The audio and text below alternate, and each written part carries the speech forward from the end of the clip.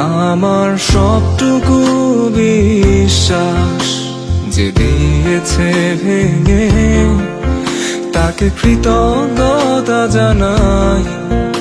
সে দিয়েছে আমার অন্ধ চোখে আলো, যার বিশালতার মাঝে আমি একটুকু পাইনি ঠাই।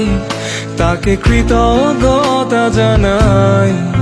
সে যে দিয়েছে আমায় মহাশূন্যে আশ্রয়।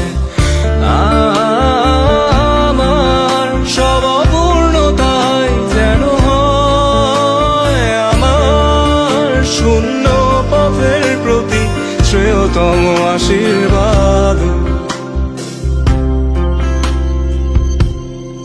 যখন স্বর্গদ্বারে একা দাঁড়াবো তার অপেক্ষায়, যেন আমার অভ্যর্থনা তাকে করে অনুতপ্ত, জানি তখনও সে আমার